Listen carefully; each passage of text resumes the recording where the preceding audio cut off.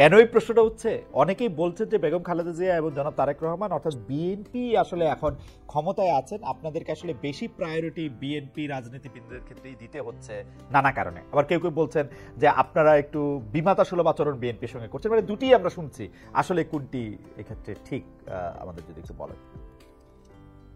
যেহেতু আপনি পরস্পর বিরোধী দুটো তথ্য পাচ্ছেন, জি, কাজেই আপনি ধরে নিতে পারেন যে আমরা সঠিক কাজটি করছি। তারা কি আমরা অবশ্যই কোনো বিমাতা সুলভ আচরণ করছি না, অবশ্যই বাড়াবাড়ি কিছু করছি না। আপনারা জানেন যে বেগম জিয়া একজন প্রাক্তন প্রধানমন্ত্রী, তিনি নিগৃহীত হয়েছেন দীর্ঘদিন, অত্যন্ত অসুস্থ। কাজেই তিনি যাতে চিকিৎসার জন্য যেতে পারেন, যেহেতু তার বিরুদ্ধে কোনো মামলা নেই, সেটা আমরা সহায়তা করছি এবং এটা আমি মনে করি যে সঠিক কাজটি করা হচ্ছে।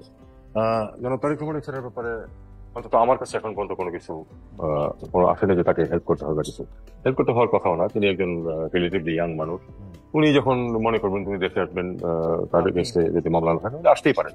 আপনি জানেন কি যে তার স্ট্যাটাসটা কি? জনাব তারেক রহমান কি এখন বাংলাদেশের নাগরিক, ব্রিটেনের নাগরিক? পাসপোর্ট বাদ দিচ্ছেন, পাসপোর্ট আছে, আসলে কি মানে স্ট্যাটাসটা কি তার? আমি আসলে সত্যিকার অর্থে এ ব্যাপারে নিশ্চিত কোনো তথ্য আমার কাছে নেই। আপনার কৌতূহল হয় না? আপনার কৌতূহল হয় না? সত্যি কথা বলি, আমার তো সাংঘাতিক কৌতূহল। আমি আপনার চেয়ারে বসলে প্রথমেই দেখতাম যে আসলে উনি কি, এটা দেখার শেখ হাসিনারটাও আমার দেখার জানুক কৌতূহল হয়, তারেক সাহেবেরটাও দেখার জানুক কৌতূহল হয় যে মানে তাদের স্ট্যাটাস।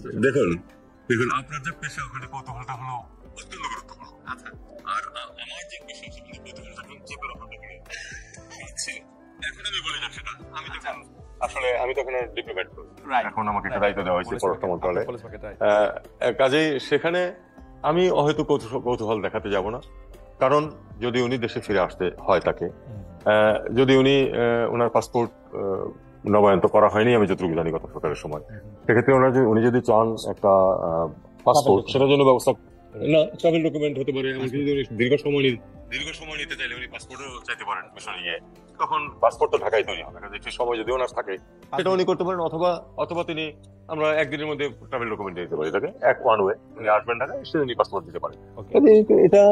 এটা খুবই একটা প্রসিডিউরাল ব্যাপার, কাজে এটা নিয়ে আমার উৎসাহ তত বেশি না। আপনাদের তো সাংবাদিক উৎসাহ থাকতেই পারে। দাদা উৎসাহ না, কিন্তু আমার অনেক কৌতূহল যে মানে জনাব তারেক রহমান কি তার পাসপোর্ট আসলে তার এতদিন ছিল, আপনার সেই কৌতূহল মেটান না কেন? আপনারা তো মেটাতে পারেন, সুযোগ তো নাই। কেন সাংবাদিকরা তো জিজ্ঞেস করতে পারেন তাকে।